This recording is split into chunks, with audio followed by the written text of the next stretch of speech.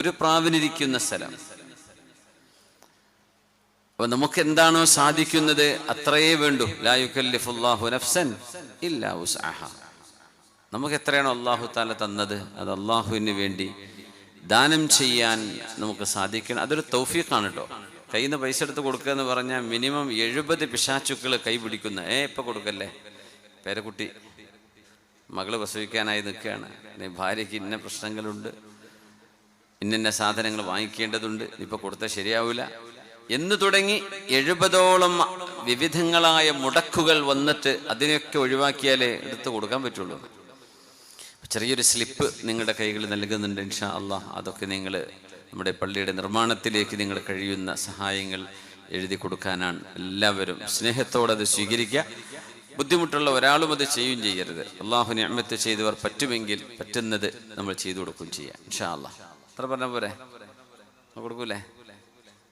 ബോധം കെടുത്തൊന്നും വേണ്ടല്ലോ. അൽഹംദുലില്ലാഹ്. മഹല്ല് സംഗമമാണ്. അപ്പോൾ ഒരുപാട് സഹോദരിമാരും സഹോദരങ്ങളും വീട്ടുകാരും ഒക്കെ ഈ ഒരു ദിവസം വർഷത്തിലൊരിക്കൽ ഇങ്ങനെ ഒരു സമയം കണ്ടെത്തുന്നത് എനിക്ക് തോന്നുന്നു എല്ലാ മഹല്ലുകളിലും മഹല്ലിന്റെ കെട്ടുറപ്പിന് ഇത് വലിയ ആവശ്യമാണ്. ഇതൊരു മാതൃകയാവട്ടെ. വിവിധ നാടുകളിൽ വിവിധ മഹല്ലുകളിൽ വ്യത്യസ്തങ്ങളായ പരിപാടികൾ നടക്കാറുണ്ട്. പക്ഷെ എല്ലാ വർഷവും ഇവിടെ ചെയ്യുന്നു. 5 വർഷത്തോളമായി ഇത് തുടർന്നുകൊണ്ടിരിക്കുന്നു എന്നറിഞ്ഞതിൽ വലിയ സന്തോഷമുണ്ട്.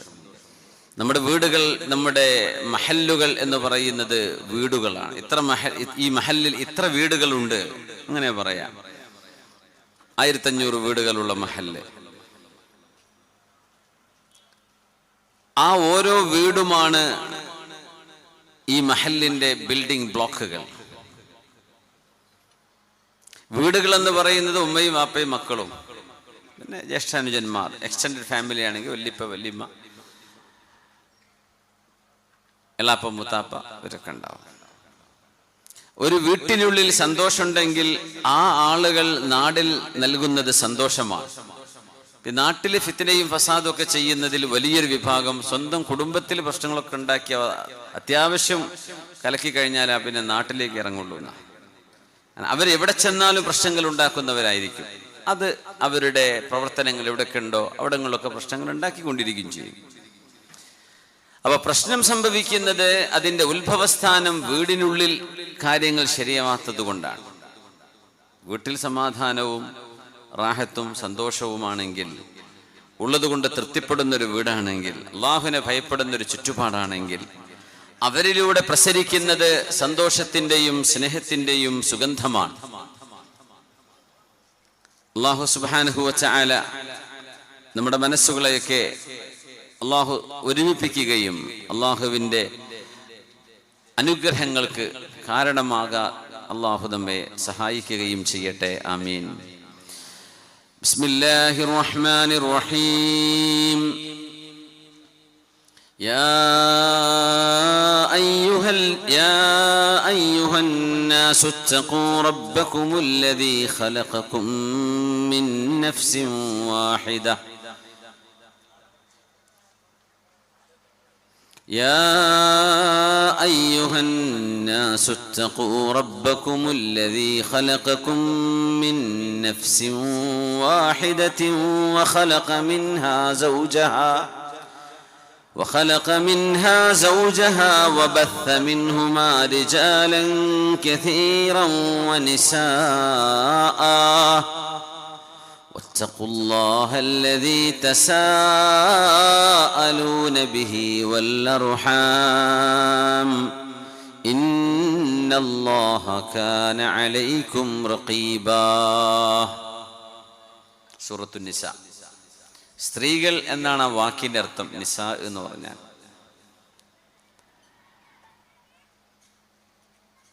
യാ അയ്യുഹന്നാസ്, അല്ലയോ മനുഷ്യരെ.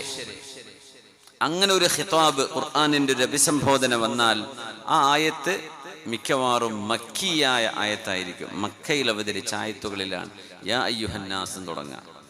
മദീനയുടെ ആയത്തുകൾ യാ അയ്യുഹല്ലദീന ആമനു അങ്ങനെ വരാം. മനുഷ്യരെ എന്ന് അല്ലാഹു അഭിസംബോധന ചെയ്യുകയാണ്. യാ അയ്യുഹന്നാസു തഖൂ റബ്ബകുമുല്ലദീ ഖലഖകും മിൻ നഫ്സിൻ വാഹിദ. അല്ലയോ ജനങ്ങളെ, മനുഷ്യരെ, എല്ലാരെയും വിളിക്കണം അല്ലാഹ്. മനുഷ്യരെ എന്നാണ് വിളിക്കുന്നത്. Regardless of the religions, the races, ethnicities, ഏതൊക്കെ ജാതി എന്തോ ആകട്ടെ, എല്ലാവരെയും ഉൾക്കൊള്ളും. മനുഷ്യൻ എന്ന് പറയുന്നവരൊക്കെ ഈ വിശുദ്ധ ഖുർആനിന്റെ പരിധിക്കുള്ളിൽ വരണം. അല്ലാഹു എല്ലാവരുടെയും സൃഷ്ടാവാണ്, മുസ്ലിമീങ്ങളുടെ മാത്രമല്ല. ഇത്തഖൂ റബ്ബക്കും, നിങ്ങളുടെ രക്ഷിതാവിനെ നിങ്ങൾ അനുസരിക്കണം. ആ രക്ഷിതാവ് ആരാന്ന് നിങ്ങൾ മനസ്സിലാക്കും വേണം. വിവിധ ദൈവങ്ങളും വിവിധ മതങ്ങളും വിവിധ ചിന്തകളുമുള്ള ലോകമാണ്. നിങ്ങളുടെ രക്ഷിതാവിനെ നിങ്ങൾ അനുസരിക്കണം. നോക്കണം, ജനങ്ങളെ എന്ന് പറഞ്ഞ് അള്ളാഹുവിനെ അനുസരിക്കണമെന്ന് പറയേണ്ടിടത്ത് റബ്ബ് ഉപയോഗിച്ച വാക്ക് ഇത്തഖൂ റബ്ബക്കും.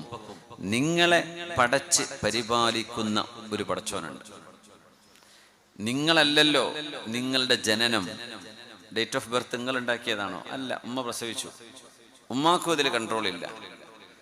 മരിക്കുന്നതും നിങ്ങൾ തീരുമാനിക്കുന്ന ഡേറ്റിനല്ല മരിക്കുക, അള്ളാഹ് തീരുമാനിക്കുന്ന ഡേറ്റിനാണ്. അല്ലേ? നിങ്ങളുണ്ടാക്കിയത് നിങ്ങളാണോ? നമ്മളാണോ നമ്മളുണ്ടാക്കിയത്? അല്ല. ഉമ്മയും വാപ്പയാണോ? അവര് കാരണമാണ്, ഒരു ചെറിയ കാരണം. കണ്ണുകൊണ്ട് കാണാൻ പറ്റാത്ത അതിസൂക്ഷ്മമായ ഒരു സ്പേം സെൽ ഉമ്മയുടെ ഉദരത്തിലേക്ക് കടന്നു പോകുന്നു. ആ ഒരു കാരണം വാപ്പയും ഉമ്മയിലും ഉണ്ടായി. പക്ഷേ കുട്ടിനുണ്ടാക്കിയത് ഉമ്മയാണോ? അല്ല. അങ്ങനെയാണെങ്കിൽ എല്ലാ ഉമ്മമാരും നല്ല ചുരുക്കുള്ള കുട്ടികളല്ലേ പ്രസവിക്കുക. എല്ലാവർക്കും നല്ല പെർഫെക്റ്റായ കുട്ടികളെ വേണമെന്നില്ല. ഇത് എന്തായി കുട്ടിൻ്റെ കഥ എന്താന്ന് സ്കാനിങ്ങിൽ കുറച്ചൊക്കെ കാണും, പിന്നെ പ്രസവിച്ചിട്ടേ കാണാൻ പറ്റുള്ളൂ. അപ്പൊ നമ്മളല്ല കുട്ടിനുണ്ടാക്കുന്നത്, ഉമ്മയും വാപ്പിയല്ല. പിന്നെ ആരാ? അത് അല്ലാഹുവാണ്. ഈ കുട്ടിനെ പരിപാലിക്കണം.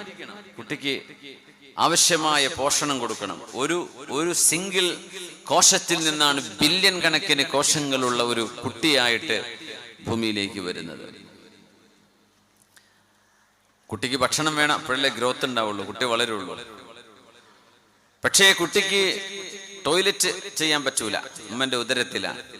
പ്രസവം വൈകിപ്പോയാൽ പിന്നെ മഷി കുടിച്ചു എന്ന് പറയും. പക്ഷെ അതുവരേക്കും കുട്ടി ഉമ്മയിൽ നിന്ന് പൊക്കിൽ കൊടിയിലൂടെ ഭക്ഷണം സ്വീകരിക്കുന്നുണ്ട്. പക്ഷെ ഒരു വേസ്റ്റും ഇല്ല, മൂത്രമില്ല, കാഷ്ടവും ഇല്ല ഗർഭാശയത്തിൽ. സ്വർഗലോകത്ത് ഭക്ഷണമുണ്ട്, പാനീയമുണ്ട്. പക്ഷെ സ്വർഗത്തിൽ ടോയ്ലറ്റിന്റെ ആവശ്യമില്ല എന്നാ. ടോയ്ലറ്റ് ഉണ്ടാവില്ല എന്നാ. മനുഷ്യന് എക്സ്ക്രീഷൻ, വയറ്റുന്നു പോവാന്ന് പറഞ്ഞ സംഭവം സ്വർഗത്തിലില്ല, മൂത്രമൊഴിക്കലും ഇല്ല. അപ്പൊ ഒരാൾ ചോദിച്ചു, ഭക്ഷണം വെള്ളമൊക്കെ ഉണ്ടായിട്ട് ഇത് ഇല്ലാണ്ടിരിക്കേ? അപ്പൊ ചോദിച്ചു, നിന്റെ ഉമ്മയുടെ ഉദരത്തിൽ നീ ഭക്ഷണം കഴിച്ചിട്ടുണ്ടോ? ഉണ്ട്. എങ്ങനെ? പൊക്കിൽ കൊടിയിലൂടെ. എന്നിട്ട് അവിടെ മൂത്രമൊഴിച്ചിട്ടുണ്ടായിരുന്ന 10 മാസം വരെ ഒന്നുമില്ലല്ലോ.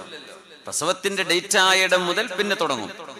അതുവരേക്കും കുട്ടി വളരുന്നുണ്ട്, പക്ഷെ വേസ്റ്റ് ഇല്ല. ഇത് അള്ളാഹുവിന്റെ ദുന്യാവിൽ ചെയ്തു തരാൻ പറ്റുമെങ്കിൽ അള്ളാഹിന്റെ സ്വർഗത്തെ കുറിച്ച് പറഞ്ഞെടുത്ത് എന്ത് സംശയം? ആവശ്യമായ പോഷണം സ്വീകരിച്ചു എന്ന് ആ സംശയത്തിന് ഒരു സിന്ദീഖിന് നമ്മുടെ ഒരു ആലിം കൊടുത്ത മറുപടി എങ്ങനെയാണ്? കുട്ടിയുടെ ഉമ്മയുടെ ഉദരത്തിൽ കഴിയുന്ന കുട്ടിക്ക് മൂത്രവും കാഷ്ടമൊന്നും പോണില്ല, കുട്ടി വളരുന്നുണ്ട്, ശരീരം വളരുന്നുണ്ടല്ലോ. അതുകൊണ്ടാണ് റബ്ബക്കുമുല്ലദീ ഖലഖകും, your Lord who created, നിങ്ങളെ പടച്ച രക്ഷിതാവ്. ആ രക്ഷിതാവിന്റെ പേര് നിങ്ങൾ പിന്നെ പഠിക്കണം. അത് അല്ലാഹുവാണ്, അല്ലെങ്കിൽ അത് വേറെ ആരെങ്കിലും ആണോ? അല്ലാഹു തന്നെ അല്ലയോ?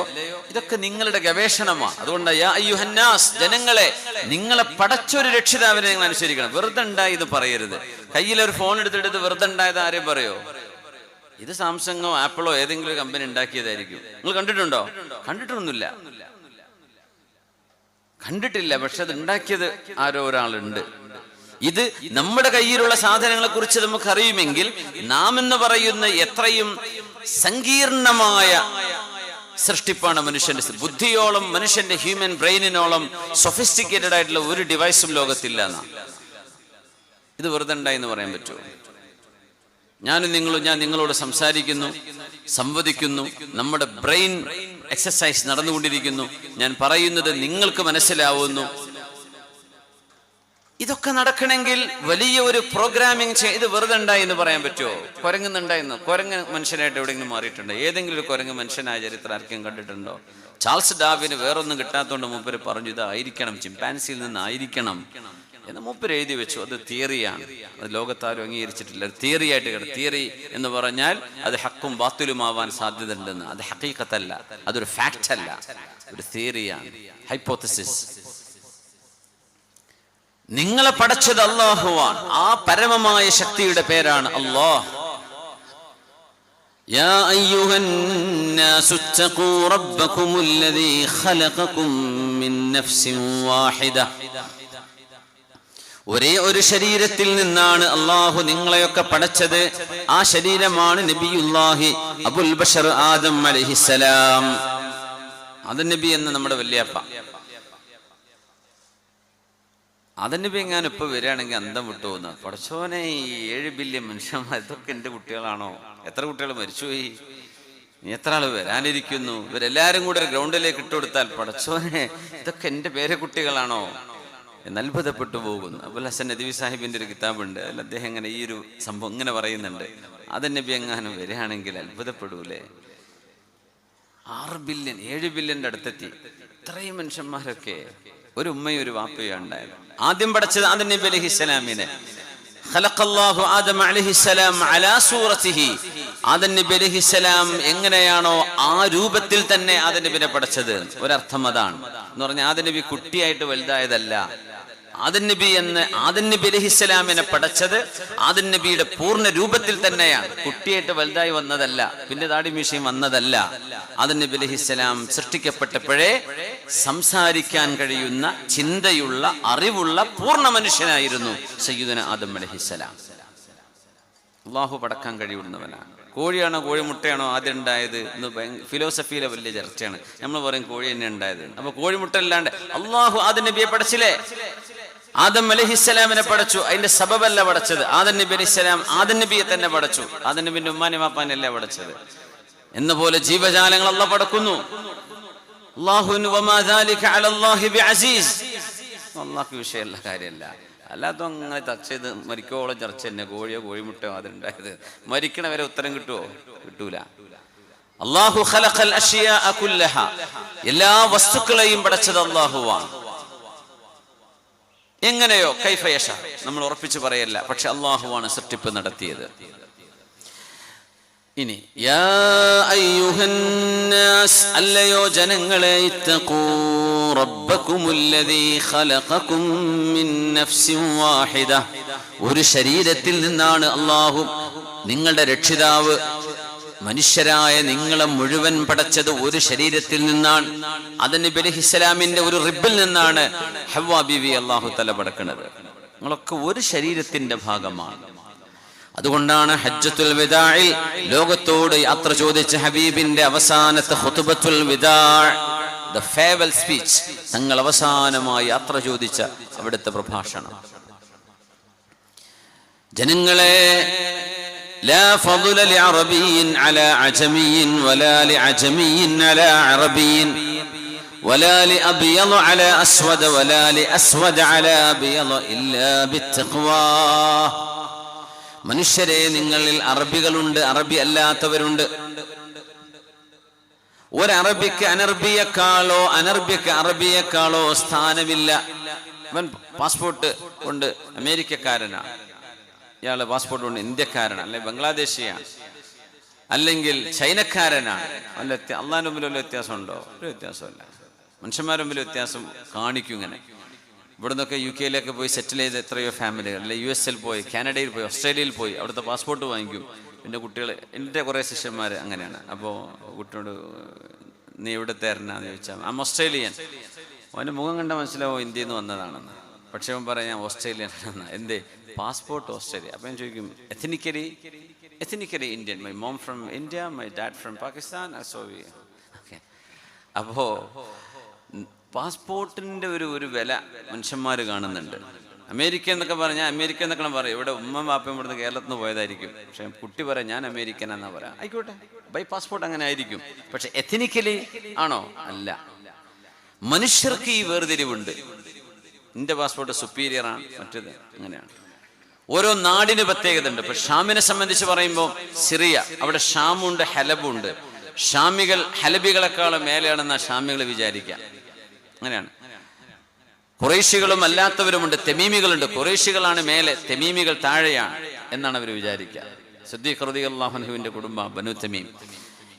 മനുഷ്യരിൽ ഈ ഒരു രീതിയുണ്ട്. ചില തറവാടുകളെ മേലെ വെക്കുക, മറ്റേ തറവാട് താഴെയാണ്. അള്ളാന്റെ അടുത്തതുണ്ടോ? നിങ്ങളൊക്കെ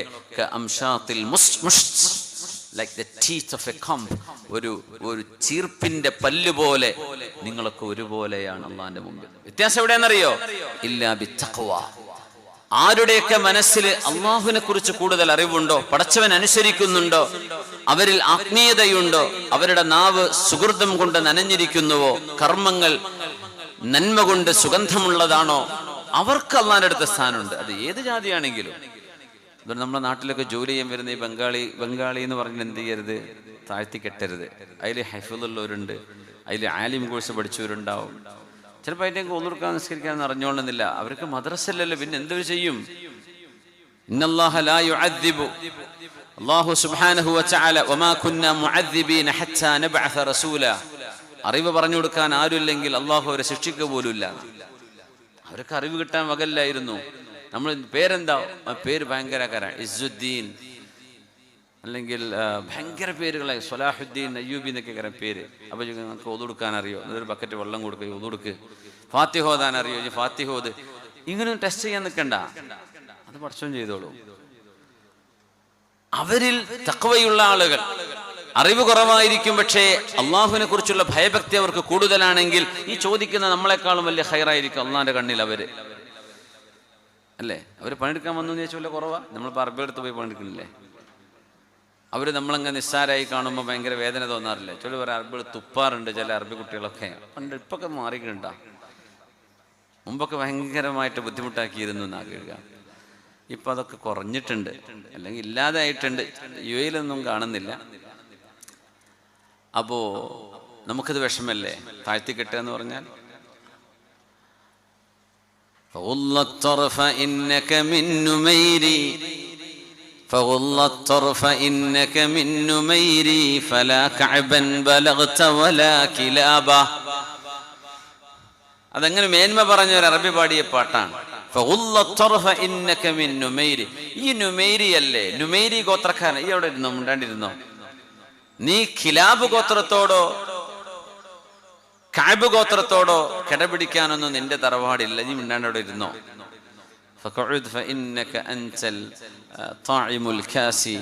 എന്ന് പറഞ്ഞ പോലെ ചില വ്യത്യാസങ്ങൾ മനുഷ്യർ കാണാറുണ്ട്. എല്ലാ നാട്ടിലും ഉണ്ടാവും അങ്ങനെ. ചില മഹല്ലുകളിൽ കാണും, ചില പഞ്ചായത്തിൽ കാണും, ചില ജില്ലയിൽ കാണും, അങ്ങനെയൊക്കെ ഉണ്ടാവും. അല്ലാഹുവിന്റെ അടുത്ത് എല്ലാം സമാനം. അതുകൊണ്ട് ജനങ്ങളെ, നിങ്ങളിൽ അറബിക്ക് അനർബിയേക്കാളോ അനർബിക്ക് അറബിയേക്കാളോ സ്ഥാനമില്ല. ഇല്ലാ ബിത്തഖ്വാ. കറുത്തവന് വെളുത്തവനേക്കാൾ, വെളുത്തവന് കറുത്തവനേക്കാൾ. കറുത്തവന് വെളുത്തവനൊന്നും പറയാൻ പാടില്ല എന്നപ്പോഴത്തെ കാലത്ത് പറഞ്ഞാൽ ഭയങ്കര കേസാ. ഒരു കറുത്ത നിറമുള്ള ഒരു മനുഷ്യനെ കുറിച്ച് കറുത്തവനെ ബ്ലാക്ക് സ്കിൻഡ് അല്ലെങ്കിൽ യു ബ്ലാക്ക് മാൻ എന്ന് വിളിച്ചു കഴിഞ്ഞാൽ ജയിലിൽ പോകേണ്ടി വരും. ഇന്റർനാഷണൽ റൂൾ അതാണ്. നമ്മുടെ നാട്ടിൽ എങ്ങനെ ഉണ്ടോയെന്ന് അറിയില്ല. അങ്ങനെ വിളിച്ചാൽ ഭയങ്കര പ്രശ്നമാണ്. ഒരു മനുഷ്യന്റെ സൃഷ്ടിപ്പിനെ കളിയാക്കി നേരത്തെ അങ്ങനെ ചെയ്യാൻ പാടില്ല. പക്ഷെ അള്ളാഹുവിന്റെ ഹബീബ് പറഞ്ഞു, ഒരു കാലഘട്ടത്തിൽ ഇങ്ങനെ ഒരു ചിന്താഗതി വരും. തൊലി നിറത്തിന്റെ പേരിൽ ആളുകളെ സെഗ്രിഗേറ്റ് ചെയ്യുന്ന കാലം വരും. ആഫ്രിക്കൻസ് ആണെങ്കിൽ അവർക്കൊരു വേറെ നിലപാട് അവരോട്, യൂറോപ്യൻസ് ആണെങ്കിൽ അവരോട് വേറെ നിലപാട്. ഇതൊന്നും പറ്റില്ല. നബി തങ്ങൾ പറയാ, കുല്ലുക്കും മിൻ ആദം, നിങ്ങൾ എല്ലാവരും ആദമിന്റെ മക്കളാണ്. ആദമു മിൻ തുറാബ്, ആദം നബി അലൈഹിസ്സലാം മണ്ണിൽ നിന്നാണ് ആദമിനെ ഞാൻ പടച്ചത് അലൈഹിസ്സലാത്തു വസ്സലാം. അല്ലാഹു ജനങ്ങളെ എന്ന് വിളിച്ചിട്ട് നിങ്ങളൊക്കെ ഒരു ഉപ്പാന്റെ മക്കളാണ് കേട്ടോ എന്ന് പറഞ്ഞു നിർത്തിയിട്ടോ. വഖലഖ മിൻഹാ സൗജഹാ, ആദം നബി അലൈഹിസ്സലാം എന്ന പുരുഷനിൽ നിന്നാണ് അവരുടെ ഇണയായ ഹവ്വാ ബീവിയെ. ആദം നബി അലൈഹിസ്സലാം എന്ന പുരുഷനിൽ നിന്നാണ് അവരുടെ ഇണയായ ഹവ്വാ ബീവിയെ. ആദം നബി അലൈഹിസ്സലാം എന്ന പുരുഷനിൽ നിന്നാണ് അവരുടെ ഇണയായ ഹവ്വാ ബീവിയെ. ആദം നബി അലൈഹിസ്സലാം എന്ന പുരുഷനിൽ നിന്നാണ് അവരുടെ ഇണയായ ഹവ്വാ ബീവിയെ. ഇംഗ്ലീഷുകാരൻ ഈവ് എന്ന് പറയും, ഈവ്, അതാണ് ഹവ്വ ബീവി. അവർ ആദം ആൻഡ് ഈവ് എന്ന് പറയാം, നമ്മൾ ആദം വഹവ്വ എന്ന് പറയും. ഹവ്വ ബീവിയെ പടച്ചത് ആദം നബി അലൈഹിസ്സലാമിന്റെ ശരീരത്തിൽ നിന്ന്, വാരിയലിൽ നിന്ന്, അതിൽ നിന്ന് അലഹ ഏറ്റവും മേലെയുള്ളതിൽ നിന്ന്. അതിന് കുറച്ച് വളവ് കൂടുതലായിരിക്കുന്ന ആ ഒരു വളവ് സ്ത്രീകളുടെ പ്രകൃതത്തിൽ അള്ളാഹു വെച്ചു കൊടുത്തതാ. അത് പുരുഷന്മാർക്കൊരു പരീക്ഷണമാണ്.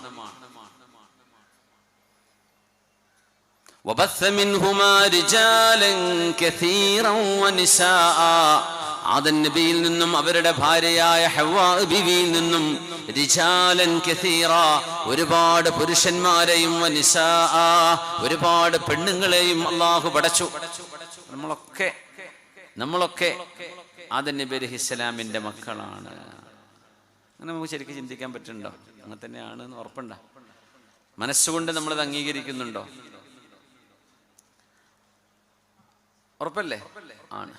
ആ രീതിയിൽ മനുഷ്യരെ മുഴുവനും ഒരു അംബ്രല്ലയ്ക്ക് കീഴിൽ അള്ളാഹു കൊണ്ടുവന്ന് നിർത്തി.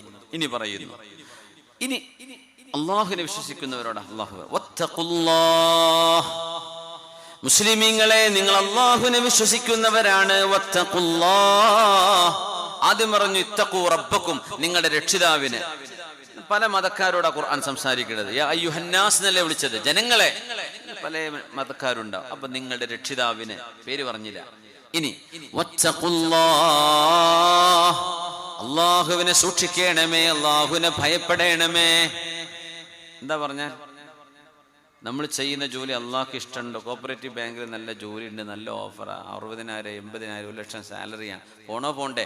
വത്തഖുല്ലാഹ്, അള്ളാഹ് പറയുന്ന പലിശ പാടില്ല, എനിക്ക് ആ ജോലി വേണ്ട, ഇനി എത്ര പൈസയാണെങ്കിലും എനിക്ക് വേണ്ട എന്ന് തീരുമാനിക്കുന്നിടത്താണ് തഖ്വ എന്ന് പറഞ്ഞ സംഗതി. അല്ലെങ്കിൽ അതിപ്പോൾ നമുക്ക് മറ്റേ മൂല്യരെ മസല ഉണ്ടല്ലോ, പറ്റുമെന്ന് ഞാൻ എമ്മല കൂടുന്നത്. അപ്പം എവിടെയാണോ നമുക്കൊരു ലൂപ്പ് ഹോൾ കിട്ടുന്ന അതിൽ ഞാൻ കയറി കൂടും, എന്നിട്ട് അതിനെ ജായിസാക്കുക. അങ്ങനെയല്ല. വത്തഖുല്ലാഹ്, അള്ളാഹുവിൻ്റെ ശരീഅത്തിന് അത് ഇഷ്ടമല്ലെങ്കിൽ എനിക്കത് വേണ്ട, അള്ളാഹിനെ സൂക്ഷിക്കണം. വത്തഖുല്ലാഹ്,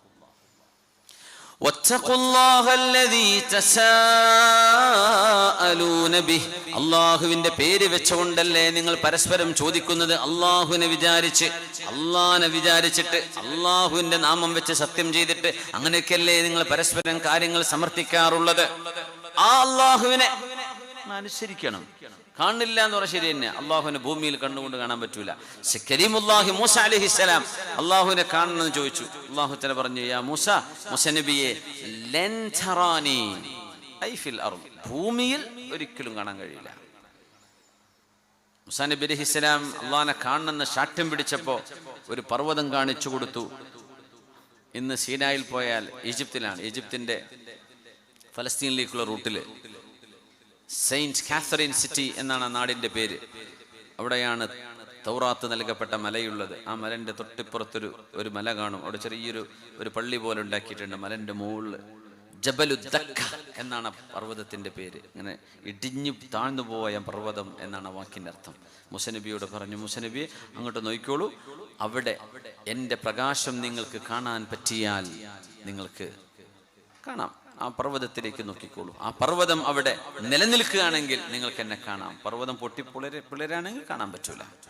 ഫൻദുർ ഇലൽ ജബൽ ഫഇൻ ഇസ്തഖറ മകാനഹു ഫസൗഫ തറാനി ഫലമ്മാ തജല്ലാ റബ്ബുഹു ലിൽ ജബൽ ജഅലഹു ദക്കൻ വഖറ മൂസ സുഇഖ. പർവ്വതം കണ്ട് പൊട്ടിപ്പൊടിയായി പോയി.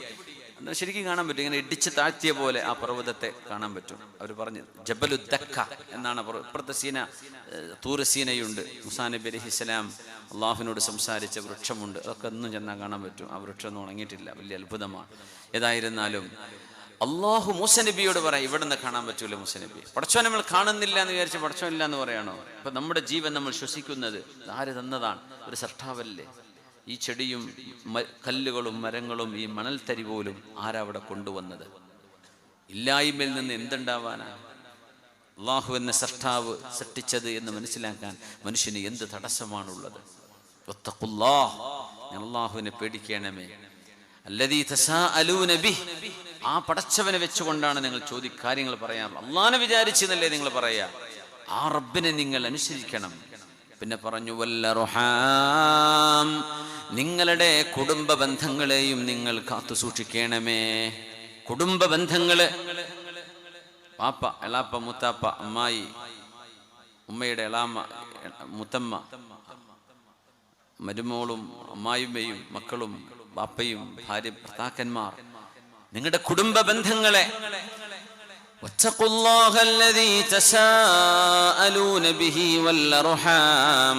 കുടുംബ ബന്ധങ്ങൾക്ക് നിങ്ങൾ സമയം കണ്ടെത്തണം.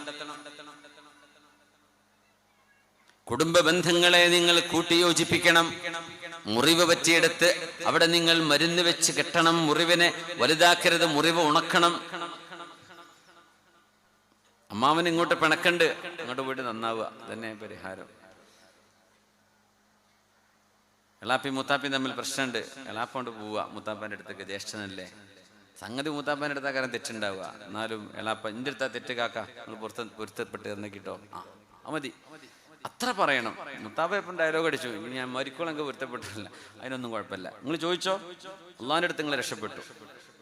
അങ്ങനെ ഒരാൾ പൊരുത്തം ചോദിച്ചു വന്നാൽ പൊരുത്തം കൊടുക്കൽ നിർബന്ധമാണ്. ഒരാൾ പറയാം എനിക്ക് മാപ്പ് തരണം, അപ്പൊ മാപ്പ് ചെയ്തു കൊടുക്കണം എന്നാണ്. ഞാൻ മാപ്പാക്കി, സാരമില്ല. ചിലർ പറയും എൻ്റെ മയ്യത്ത് പോലും കാണിച്ചു കൊടുക്കരുത്. ആവു, എന്താ അപ്പം അതൊക്കെ, എൻ്റെ മയ്യത്ത് പോലും കാണാൻ ഞാൻ വിടരുത്. എന്ത് തെറ്റ് ചെയ്താലും 100 ആളെ കൊന്ന ആൾക്ക് അള്ളാഹ് പുറത്തു കൊടുത്തിട്ടുണ്ട് അല്ലേ. 100 ആളെ കൊന്ന ആൾക്ക് സ്വഹീഹുൽ ബുഖാരിയിലെ ഹദീസാണ്. അത്രക്കൊന്നും ഇല്ലല്ലോ ഇപ്പം നമ്മളെ കുടുംബ പ്രശ്നങ്ങളൊന്നും. ഉണ്ടാവും, ആ സെന്റ് അതിരിങ്ങോട്ട് തിരക്കിയിട്ടുണ്ടാവും, ഒരു 5 സെന്റ് ഇപ്പം എന്തേലും ഏറെ എടുത്തിട്ടുണ്ടാവും. അതൊക്കെ ശരി തന്നെ, ഹക്കും ബാത്തിലും കൃത്യമായും കൊണ്ടടക്കണേ. എന്നാലും മരിച്ചാലും ഞാൻ മിണ്ടൂല, അങ്ങനെയൊക്കെ പറയാൻ മാത്രമൊക്കെ ഉണ്ടോ? അതൊന്നും പറഞ്ഞുകൂടെ, അതൊക്കെ ഭയങ്കര ഓവറാണ്. ഒരിക്കലും അങ്ങനെ പറയരുത്. പറഞ്ഞു പോയത് തിരുത്തണം. അള്ളാഹു ചാല നമ്മുടെ മുറിവുകളെ ഉണക്കുകയും മനസ്സുകളെ അള്ളാഹു ഇണക്കി തരുകയും ചെയ്യട്ടെ. ആമീൻ. واتقوا الله الذي تساءلون به والأرحام إن الله كان عليكم رقيبا. കുടുംബ ബന്ധങ്ങളെ നിങ്ങൾ സൂക്ഷിക്കണമേ എന്ന് പറഞ്ഞിട്ട് അള്ളാഹുവിന്റെ ആയത്ത് അവസാനിക്കുന്ന റബ്ബിന്റെ അവസാനത്തെ വാക്കെന്താ? ഇന്നല്ലാഹ കാന അലൈക്കും റഖീബാ. അള്ളാഹുവിന്റെ മുറാഖബ നിങ്ങളിൽ ഉണ്ട്. എന്താ മുറാഖബ എന്ന് പറഞ്ഞാൽ? ശ്രദ്ധിക്കണം. ഇൻതബിഹ് അൽ മിൻതഖ മുറാഖബ ബിർറദാർ. CCTV ക്യാമറയിലൂടെ അറബിയിൽ അങ്ങനെ എഴുതി വെക്കുക അല്ലേ. This area is under CCTV surveillance അല്ലേ. അള്ളാഹു വീക്ഷിക്കുന്നുണ്ട്. പുണ്യ നബി സല്ലല്ലാഹു അലൈഹി വസല്ലമ തങ്ങളുടെ മുമ്പിൽ ഒരു പറ്റം പെണ്ണുങ്ങൾ വന്ന് നബി തങ്ങളോട് പറയാണ്, ഗലബന അലൈക റിജാലു യാ റസൂലല്ലാഹ്. നബിയെ, പുരുഷന്മാർക്ക് ഞങ്ങൾ പെണ്ണുങ്ങളെക്കാളും അവസരങ്ങൾ ലഭിക്കുന്നുണ്ടല്ലോ നബിയെ. അവർക്ക് അങ്ങയുടെ കൂടെ ജുമുഅയും ജമാഅത്തും യുദ്ധങ്ങളിൽ സംബന്ധിക്കാൻ പറ്റുന്നു, അങ്ങയുടെ കൂടെ യാത്ര ചെയ്യാൻ പറ്റുന്നു. എപ്പോഴും ഞങ്ങൾ പെണ്ണുങ്ങൾ വീട്ടിലിരിക്കുകയാണല്ലോ. ഫജ്അൽ ലനാ യൗമൻ തഅിദുനാ ഫീഹ്. അതുകൊണ്ട് നബിയെ, ഞങ്ങൾക്കൊരു വഅദ് പറഞ്ഞു തരാൻ ഒരു ദിവസം അങ്ങ് നിർണയിക്കണം. ഞങ്ങൾക്ക് മാത്രം ഒരു ക്ലാസ് നബിയെ അങ്ങ് തരണം എന്ന് പെണ്ണുങ്ങൾ വന്ന് നബി തങ്ങളോട് ചോദിച്ചുവെന്ന് പരിശുദ്ധമായ ഹദീസിൽ കാണാൻ പറ്റും. സ്വഹീഹായ ഹദീസാണ്. ഫജഅല ലഹുന്ന യൗമൻ. അവർക്ക് വേണ്ടി നബി തങ്ങൾ സാരോപദേശം നൽകാൻ ഒരു ദിവസം നിശ്ചയിച്ചു കൊടുത്തു. ഫഅതാഹുന്ന വവഅലഹുന്ന വദക്കറഹുന്ന. പെണ്ണുങ്ങൾക്ക് അള്ളാഹുവിന്റെ ഹബീബ് സല്ലല്ലാഹു അലൈഹി വസല്ലമ തങ്ങൾ സാരോപദേശം നൽകുകയും വഅദ് പറയുകയും അവർക്ക് പരിശുദ്ധമായ ദീനിന്റെ ശരീഅത്തിനെ പഠിപ്പിക്കുകയും ഓർമ്മിപ്പിക്കുകയും ചെയ്തു കൊടുത്തു സല്ലല്ലാഹു അലൈഹി വസല്ലം. എന്തിനെന്നറിയുമോ? പുരുഷനും സ്ത്രീയും ഒരുപോലെ ശരീഅത്തിന്റെ നിയമങ്ങൾ മനസ്സിലാക്കേണ്ടവരാണ്. ഒരു വീട് നന്നാകുന്നിടത്താണ് മക്കള് മഹല്ല് നന്നാവുക. മക്കള് നന്നാവണമെങ്കിൽ ഉമ്മമാര് നന്നാവണം എന്നാണ്. ഉമ്മ നന്നായാലേ പലരും പല വിഷയങ്ങളും ഉമ്മ അങ്ങനെ, ഉമ്മക്കത് ഇഷ്ടമല്ല, എന്നാ പിന്നെ അങ്ങനെ ആയിക്കോട്ടെ, നമ്മൾ അങ്ങനെ പറയാം. ഉമ്മ ഇഷ്ടപ്പെടുന്നതും ഇഷ്ടപ്പെടാതിരിക്കുന്നതും അല്ലാഹുവിന്റെ ശരീഅത്തിന് അനുസൃതമായിരിക്കണം. അപ്പൊ ഉമ്മക്ക് ഇൽമു വേണം, അപ്പോളെ മക്കളുടെ ചിന്തയിൽ നന്നാവും. അൽഉമ്മു മദ്റസത്തുൻ ഇദാ അഅദത്തഹാ അഅദത്ത ജീലൻ ത്വയ്യിബൽ അറാഖി. ഉമ്മ എന്നത് മദ്രസയാണ്, ഉമ്മ എന്നത് പാഠശാലയാണ്. അൽ ഉമ്മു മദ്രസത്തുൻ ഇദാ അഅദത്തഹാ. ആ മദ്രസ ശരിയായി നിങ്ങൾ ഒരുക്കി വെക്കുകയാണെങ്കിൽ, ആ മദ്രസ ശരിയാവുകയാണെങ്കിൽ, അഅദത്ത ജീലൻ ത്വയ്യിബൽ അറാഖി, ഏറ്റവും നല്ല സുഹൃതമുള്ള തലമുറയാണ് നിങ്ങൾ സമൂഹത്തിന് നൽകുന്നത്. ഇപ്പൊ നമ്മൾ പലപ്പോഴും പുറത്തായിരിക്കും, യാത്രയിലായിരിക്കും. മക്കളെ നോക്കാൻ നമ്മുടെ ഭാര്യമാരെ ഉണ്ടാവും, ഉമ്മമാരെ മക്കളുടെ കൂടെയുള്ളൂ. ഉമ്മ കുട്ടിക്ക് മൊബൈൽ ഫോൺ കൊടുത്തിട്ട് ഉമ്മ വേറെ വഴിക്ക് പോവുകയാണെങ്കിൽ ആ മക്കളെ പിന്നെ ആര് നോക്കും? ഇന്നത്തെ വലിയൊരു പാരഡോക്സ്. ഉമ്മമാര് ജോലിക്ക് പോവുക, നമ്മുടെ നാട്ടിലൊന്നും അങ്ങനെ ആയി തുടങ്ങിയിട്ടില്ല കൂടുതലൊന്നും. ഭർത്താക്കന്മാർ കുട്ടികളെ നോക്കുക, പാപ്പമാര് കുട്ടികളെ നോക്കുക, ഉമ്മ ജോലിക്ക് പോവുക. അത് അള്ളാഹുവിന്റെ ചില മആയീറുകളെ, അള്ളാഹുവിന്റെ ചില സംവിധാനങ്ങളെ തകിടം മറിക്കലാണ്. അപ്പോൾ അതിന്റെ റിസൾട്ട് വളരെ മോശമായിരിക്കും. ഉമ്മയിൽ നിന്ന് കിട്ടേണ്ട ചില ഇൽമുണ്ട്. ജനിച്ചു ഭൂമിയിലേക്ക് ജനിച്ചു വീഴുന്ന ഒരു കുഞ്ഞിന്റെ കണ്ണ് ആദ്യമായി കാണുന്നത് ഉമ്മയുടെ മുഖമായിരിക്കുമെന്നാണ്. ജനിച്ച ഉടനെ കുഞ്ഞ് കണ്ണു തുറക്കൊന്നുമില്ല. ജനിച്ച ഉടനെ തന്നെ കുഞ്ഞിന് ചെവിയിൽ വാങ്ങും, വലത് ചെവിയിൽ വാങ്ങും, ഇടത് ചെവിയിൽ ഇഖാമത്തും കൊടുത്തു കഴിഞ്ഞാൽ പിന്നെ എപ്പം മരിച്ചാലും പിന്നെ വാങ്ങിക്കാമത്തും കൊടുക്കൂല, പിന്നെ പോയി മറവ് ചെയ്യുള്ളൂ. അതാണ് ജനാസംസ്കാരത്തിന് വാങ്ങിക്കാമത്തില്ലാത്തത്. അത് ജനിച്ചപ്പോൾ കൊടുത്തു കഴിഞ്ഞു എന്നാ പറയാം. ഇനിയിപ്പോൾ ഒരാൾക്ക് വാങ്ങിക്കാമത്തും കൊടുത്തിട്ടില്ല എന്ന് വിചാരിച്ചിട്ട് വേറെ വാങ്ങിക്കാമത്തും കൊടുക്കുമോ ജനാസക്ക്? അത് കൊടുക്കൊന്നുമില്ല. അത് ആ സമയത്ത് നടക്കേണ്ട കാര്യമാണ്. ആദ്യമായി കേൾക്കുന്നത് അല്ലാഹു അക്ബർ, അല്ലാഹു അക്ബർ. കേട്ടില്ലേ വാങ്ങില്? അല്ലാഹു അക്ബർ. അള്ളാഹുവിന്റെ വിഷയം ഏറ്റവും വലുതാണ്. അള്ളാഹുവിന് അക്ബർ എന്ന് പറഞ്ഞ പേരില്ല. അള്ളാഹിന്റെ പേര് കബീറാണ്. അള്ളാഹ് വലിയവനാണ്. ഏറ്റവും വലിയവൻ എന്ന് പറഞ്ഞാൽ വേറെ വലിയ ഉണ്ടായിട്ട് വേണ്ട ഏറ്റവും വലിയവൻ അള്ളാഹിനെ പറ്റി പറയുന്നത്. അള്ളാഹ് തന്നെയാണ് വലിയവൻ. അള്ളാഹു കബീറാണ്, അൽ കബീർ. അള്ളാഹിന്റെ പേര് അക്ബർ ഇല്ല. പിന്നെ എന്താ അള്ളാഹു അക്ബർ എന്ന് പറഞ്ഞാൽ? അള്ളാഹുവേ, നിന്റെ വിഷയം അംറുല്ലാഹി അക്ബർ, നിന്റെ വിഷയം ഏറ്റവും വലിയ വിഷയമാണ്. ദുനിയാവിലേക്ക് ജനിച്ചു വീഴുന്ന കുട്ടി, ഇപ്പോൾ ഹോസ്പിറ്റലിലൊക്കെ ഗൈനക്കുകളൊക്കെ മുസ്ലിം ബച്ചകളാണെങ്കിൽ അവരൊക്കെ എന്ത് ചെയ്യും? അല്ലെങ്കിൽ നഴ്സുമാരുണ്ടെങ്കിൽ, അല്ലെങ്കിൽ നിങ്ങൾക്ക് അവിടെ കയറി ചെല്ലാൻ ആക്സസ് ഉണ്ടെങ്കിൽ കുട്ടിക്ക് വാങ്ങിക്കൊടുക്കാൻ പറ്റും. അത് വലിയൊരു നന്മയാണ്. ആ ഒരു ടൈം നഷ്ടപ്പെട്ടാൽ പിന്നെ അതിൻ്റെ സമയം കഴിഞ്ഞു. അങ്ങനെയാണ്. അത് നഷ്ടപ്പെടാതെ സൂക്ഷിക്കുക. ഏതൊരു കുഞ്ഞിനും നമ്മൾ കൊടുക്കുന്ന ഏറ്റവും ആദ്യത്തെ അഭയമാണത്. മോനെ, നീ ജനിച്ചു വീഴുകയാണല്ലേ, നീ ജനിക്കുന്ന ലോകത്ത് ഒരുപാട് വിഷയങ്ങൾ നിനക്ക് അഭിമുഖീകരിക്കാനുണ്ട്.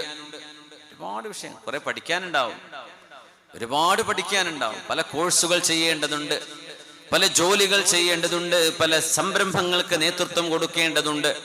നിന്റെ മുമ്പിൽ ഒരുപാട് അവസരങ്ങൾ വരാനുണ്ട്. ഇതൊക്കെ വരുമ്പോഴും മോനെ, അള്ളാഹുവിന്റെ വിഷയം ഏറ്റവും വലുതാണ്, മറന്നു പോവരുത്.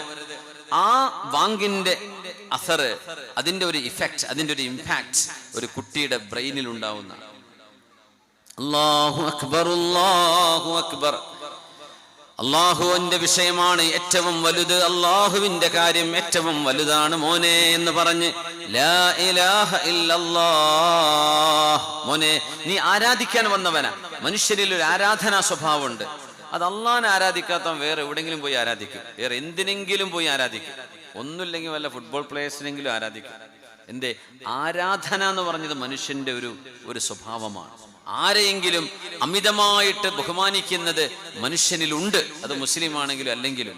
മുസ്ലിമീങ്ങൾ അത് അള്ളാഹ്ക്ക് കൊടുക്കും, അല്ലാത്തൊരു അവർക്ക് ഇഷ്ടമുള്ളവർക്ക് കൊടുക്കും.